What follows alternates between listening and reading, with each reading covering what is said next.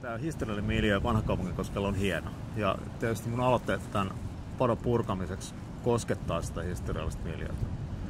Toisaalta se koskettaa sitä aika vähän, koska kaikki nämä rakennukset tässä ympärillä säilyy. Ja ainoa, johon jos tapahtuu muutoksia, on tuo pato tuossa. Ja toisaalta tietysti me voidaan nyt ihailla sitä, että tuo vesiputos on aika hieno, mutta miltä näyttäisi kilometrin vapaa kuohuva koski? Sekin voisi olla aika hieno.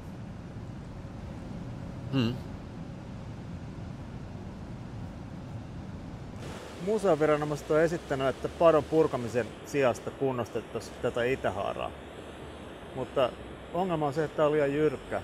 Siika ja toutain ei pääse ylös. Tuo virtaa peruskallion päällä.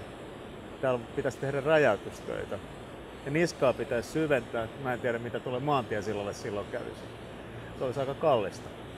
Ja silloin me ei saataisi yhtä komeata koskea.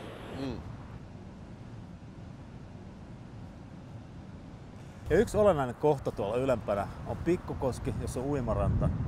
Ja jos tuo pato otetaan nyt suoraan pois, niin silloin se uimarannan veden korkeus laskee. Mutta sinne voidaan tehdä luonnonmukainen pohjapato, niin että veden korkeus säilyy Pikkukoskella entisellä.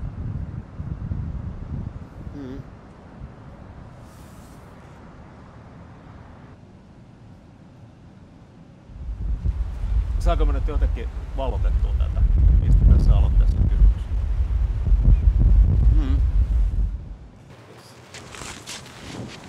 Hei, mihin sä nyt?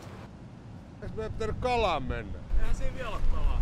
No ei mulla koukkuukaan, kunhan nyt me heittely.